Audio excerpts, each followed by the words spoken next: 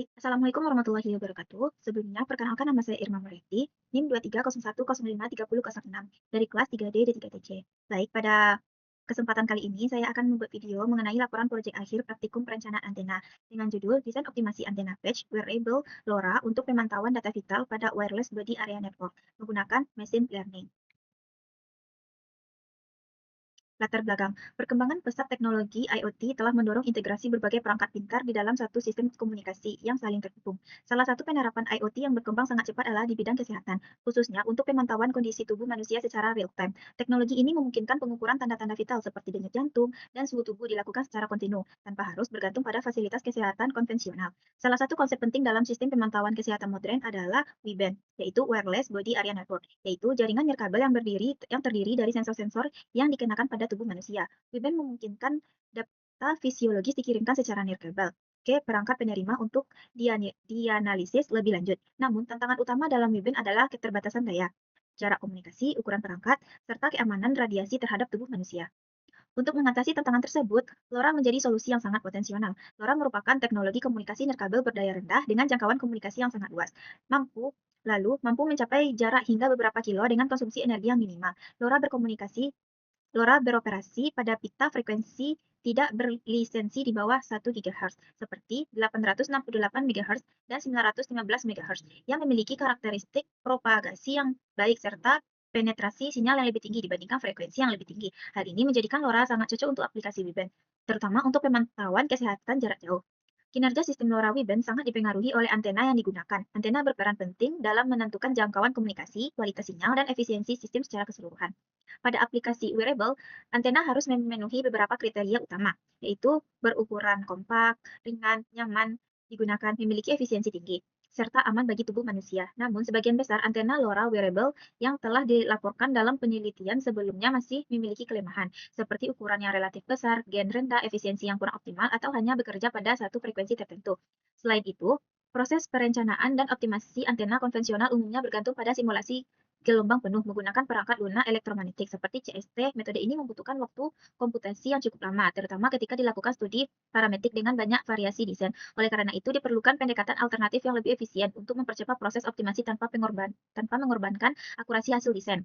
Berdasarkan permasalahan tersebut, proyek akhir ini berfokus pada perencanaan optimasi antena patch wearable LoRa yang kompak dan desain untuk aplikasi WBAN medis, khususnya untuk pemantauan denyut jantung dan suhu tubuh. Antena dirancang agar dapat beroperasi pada frekuensi 868 MHz dan 915 MHz menggunakan teknik miniaturisasi berupa uslat, matching stub, dan partial ground plan. Selain itu, pendekatan machine learning berbasis supervised regression diterapkan untuk memprediksi frekuensi resonansi antena dan mempercepat proses optimasi desain. Melalui simulasi, fabrikasi, dan pengujian eksperimental pada sistem LoRa nyata, diharapkan antena yang dirancang mampu memberikan performa yang baik dari sisi return loss, gain, efisiensi, keamanan, SAR atau SAR, serta keandalan komunikasi jarak jauh. Dengan demikian, antena ini diharapkan dapat menjadi solusi yang efektif dan aplikatif untuk sistem pemantauan kesehatan berbasis WBAN di masa depan.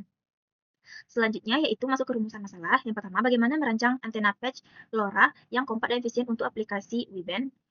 2. Bagaimana kinerja antena yang dirancang pada frekuensi kerja 868 MHz dan 915 MHz ditinjau dari parameter return loss, gain, efisiensi, dan pola radiasi. Bagaimana penerapan metode machine learning dalam proses optimasi antena untuk memprediksi frekuensi resonansi. Bagaimana pengaruh bending dan keberadaan tubuh manusia terhadap performa antena wearable. Bagaimana kinerja antena saat diimplementasikan pada sistem WBAN LoRa untuk pemantauan tanda vital berupa denyut jantung dan suhu tubuh. Masuk ke bagian 1C, yaitu batasan masalah. Nah, pertama, antena yang dirancang merupakan antena patch wearable berbasis microstrip. Kedua, frekuensi kerja antena dibatasi pada pita LoRa 868 MHz dan 915 MHz. Perancangan dan simulasi antena dilakukan menggunakan perangkat lunak CST. Yang keempat, parameter antena yang dianalisis meliputi return loss, gain, efisiensi radiasi, pola radiasi, spread current, dan spesifik absorption rate. Optimasi antena menggunakan pendekatan machine learning berbasis supervised radiation. 6. Pengujian sistem WBAN dilakukan untuk pemantauan denyut jantung dan suhu tubuh menggunakan modul LoRa. 7. Pengujian komunikasi dilakukan pada kondisi lingkungan terbuka dengan jarak tertentu. Yang selanjutnya masuk ke tujuan penelitian. Yang pertama, merancang dan merealisasikan antena patch wearable LoRa yang memiliki ukuran kompak dan efisiensi tinggi untuk aplikasi WBAN medis. Yang kedua, mengoptimasi desain antena agar dapat bekerja secara optimal pada frekuensi 868 MHz dan 915 MHz. Menganalisis performa antena berdasarkan hasil simulasi dan pengukuran. Yang keempat, menerapkan metode machine learning untuk memprediksi frekuensi resonansi antena dan mempercepat proses optimasi desain. Menguji kinerja antena pada sistem WBAN LoRa dalam pemantauan tanda vital manusia. Baik, selanjutnya masuk ke bab 2 yaitu tinjauan pustaka. IoT. IoT merupakan konsep jaringan yang menghubungkan berbagai perangkat fisik melalui internet sehingga perangkat tersebut mampu mengumpulkan, mengirim, dan bertukar data secara otomatis. Dalam bidang kesehatan, IoT memungkinkan pemantauan kondisi pasien secara real-time, berkelanjutan, dan jarak jauh. Penerapan IoT pada sistem kesehatan bertujuan untuk meningkatkan efisiensi layanan medis, mempercepat pengambilan keputusan, serta mengurangi ketergantungan pada pemeriksaan manual. Selanjutnya yaitu WBAN adalah jaringan nirkabel yang terdiri dari sensor-sensor berdaya rendah yang ditempatkan di dalam, pada permukaan, atau di sekitar tubuh manusia. Sensor-sensor tersebut berfungsi untuk mengukur parameter fisiologis seperti denyut jantung, suhu tubuh, tekanan darah, dan aktivitas tubuh. Data yang diperoleh kemudian dikirimkan ke perangkat pengumpulan data atau gateway untuk diproses lebih lanjut. Tantangan utama WBAN meliputi keterbatasan daya, kenyamanan pemakaian, interferensi, serta keselamatan radiasi elektromagnetik terhadap tubuh manusia. Yang selanjutnya yaitu teknologi LoRa, merupakan teknologi komunikasi nirkabel berdaya rendah yang dirancang untuk aplikasi IoT. LoRa bekerja pada pita frekuensi tidak berlisensi di bawah 1 GHz seperti 433 MHz, 868 MHz, dan 915 MHz. Keunggulan utama LoRa adalah jangkauan komunikasi yang sangat luas, komunikasi daya rendah, serta kemampuan penetrasi sinyal yang baik. Karakteristik tersebut menjadikan LoRa sangat sesuai untuk aplikasi WBAN, khususnya pada sistem pemantauan kesehatan jarak jauh. Selanjutnya yaitu antena pada sistem komunikasi nirkabel. Antena merupakan komponen penting dalam sistem komunikasi nirkabel yang berfungsi sebagai media transisi antara gelombang terpandu pada gelombang bebas. Kinerja antena sangat mempengaruhi kualitas komunikasi, termasuk jangkauan, kualitas, kekuatan sinyal, dan efisiensi sistem. Parameter utama antena yang umum dianalisis meliputi return loss, VSWR, gain, efisiensi radiasi, dan pola radiasi. Selanjutnya yaitu antena microstrip patch. Antena microstrip patch merupakan jenis antena yang banyak digunakan karena memiliki struktur sederhana, profil tipis, bobot ringan, dan mudah difabrikasi. Antena ini terdiri dari patch konduktor, substrat dieletrik, dan ground plane. Meskipun memiliki keunggulan tersebut, antena microstrip juga memiliki keterbatasan seperti bandwidth sempit dan gain yang relatif rendah, sehingga diperlukan teknik optimasi untuk peningkatan performanya. Selanjutnya yaitu antena wearable. Antena wearable adalah antena yang dirancang untuk dikenakan pada tubuh manusia yang digunakan dalam aplikasi WBAN. Antena jenis ini harus memenuhi beberapa kriteria khusus seperti fleksibilitas, kenyamanan, ukuran kompak, serta kestabilan performa ketika berinteraksi dengan tubuh manusia. Selain itu, antena wearable harus mempertimbangkan faktor keselamatan radiasi elektromagnetik. Selanjutnya yaitu teknik miniaturisasi antena. Untuk memperoleh ukuran antena yang lebih kecil tanpa menurunkan performa secara signifikan, digunakan berbagai teknik miniaturisasi. Beberapa teknik yang umum digunakan antara lain menggunakan slot atau full slot, matching stuff, dan partial ground plane. Teknik-teknik ini mampu memperpanjang lintasan arus permukaan sehingga frekuensi resonansi dapat diturunkan tanpa memperbesar ukuran fisik antena. Selanjutnya yaitu specific absorption rate, merupakan parameter yang menyatakan tingkat penyerapan energi gelombang elektromagnetik oleh jaringan tubuh manusia. Nilai SAR dinyatakan dalam satuan watt per kilogram. Standar internasional seperti PCC dan INIC-NIRP menetapkan batas maksimum SAR untuk memastikan keselamatan pengguna perangkat nirkabel. Oleh karena itu, analisis SAR menjadi aspek penting dalam perancangan antena wearable. Selanjutnya, machine learning dalam optimasi antena. Machine learning merupakan cabang kecerdasan buatan yang memungkinkan sistem untuk belajar dari data dan membuat prediksi tanpa pemrograman eksplisit. Dalam perancangan antena, machine learning digunakan untuk memprediksi parameter antena, seperti frekuensi resonansi dan bandwidth. Berdasarkan data hasil simulasi, pendekatan ini mampu mengurangi waktu komputasi dan mempercepat proses optimasi desain antena. Selanjutnya, penelitian terkait. Beberapa penelitian sebelumnya telah membahas perancangan antena wearable untuk aplikasi WBAN berbasis LoRa. Namun, sebagian besar masih memiliki keterbatasan pada ukuran, efisiensi, dan metode optimasi. Oleh karena itu, proyek akhir ini berfokus pada perancangan antena wearable LoRa yang kompak dan efisien dengan memanfaatkan pendekatan machine learning untuk meningkatkan performa efisiensi proses desain. Selanjutnya masuk kepada bab 3, metodologi penelitian. Perancangan antena menggunakan CST. Antena yang dirancang merupakan antena patch microstrip wearable berbasis LoRa yang dioperasikan pada frekuensi 868 MHz dan 915 MHz untuk aplikasi Wireless Body Area Network atau WBAN. Pemilihan CST Microwave Studio didasarkan pada kemampuannya dalam menganalisis antena planar, efek interaksi dengan tubuh manusia, serta evaluasi parameter keselamatan seperti specific absorption rate. Selanjutnya, spesifikasi awal antena. Jenis antena yaitu antena patch microstrip wearable, frekuensi kerjanya 868 MHz dan 915 MHz. Substratnya Rogers Rudiot RO3003, konstanta dieelektrik 3, ketebalan substratnya 0,5 mm, impedansi saluran pencatu 50 ohm, aplikasi WBAN. Pemilihan substrat Rogers Rudiot RO3003 dilakukan karena memiliki loss tengen rendah, stabilitas frekuensi yang baik, serta cocok untuk aplikasi frekuensi radio dan wearable. Baik, pada ini kelihatan parameter list yang saya gunakan. Selanjutnya, geometri antena. Ini merupakan tampak atas, ini merupakan tampak bawah. Ini merupakan dimensi antena dengan ukuran 80 dikali 60 mm kuadrat.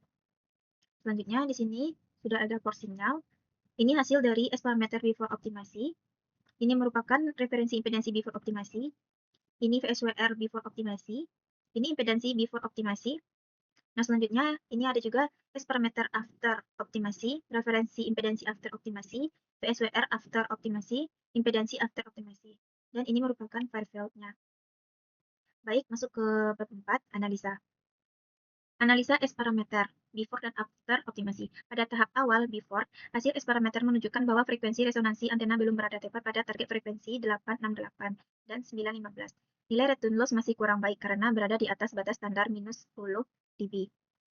Sehingga daya yang masuk ke antena masih banyak yang terpantul.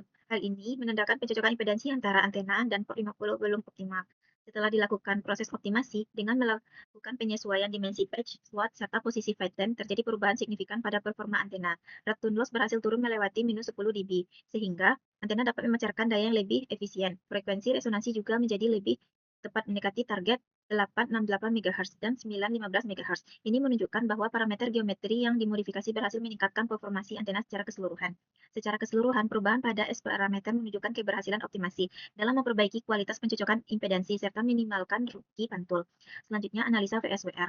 Nilai VSWR sebelum optimasi masih berada di atas nilai ideal. VSWR yang tinggi menandakan bahwa sebagian besar daya tidak dapat diserap sempurna oleh antena dan menyebabkan gelombang berdiri yang kurang baik dan saluran pencatu. Kondisi ini membuat efisiensi antena rendah dan performa pemancaran tidak optimal. Setelah optimasi dilakukan, nilai VSWR menurun dan mendekati nilai ideal mendekati 1. Hal ini menunjukkan bahwa antena sudah mampu menerima dan memancarkan daya yang lebih efisien. VSWR yang sudah membaik ini juga menjadi indikator bahwa impedansi antena semakin cocok dengan impedansi saluran 50 ohm. Dengan demikian, perbaikan VSWR menjadi bukti bahwa optimasi geometri memberikan dampak langsung terhadap keberhasilan antena dalam bekerja pada pita frekuensi LoRa. Selanjutnya, analisa impedansi. Pada kondisi before optimasi, nilai impedansi antena belum berada di sekitar nilai ideal 50 ohm. Ketidaksesuaian impedansi ini menjadi penyebab utama mengapa VSWR dan return loss masih buruk. Impedansi yang menyimpan menandakan bahwa desain awal belum mampu menyalurkan daya dengan efektif ke antena. Setelah dilakukan optimasi, nilai impedansi antena bergerak mendekati 50 ohm. Pencapaian nilai impedansi yang semakin ideal ini memperbaiki performa antena secara keseluruhan, mulai dari S parameter, VSWR, hingga hasil efisiensi radiasi. Hal ini juga menunjukkan bahwa penggunaan slot, perubahan panjang patch, dan penyesuaian feedline memberikan dampak positif dalam menyelaraskan impedansi antena. Dengan demikian, optimasi yang dilakukan berhasil menghasilkan antena dengan impedansi yang lebih stabil, serta performa pemancaran yang lebih baik. Baik, kita masuk ke bab terakhir yaitu bab 5, kesimpulan. Dari hasil pengujian dan perbandingan antara kondisi sebelum optimasi dan setelah optimasi bisa disimpulkan bahwa proses optimasi yang dilakukan benar-benar memberikan perubahan besar terhadap performa antena.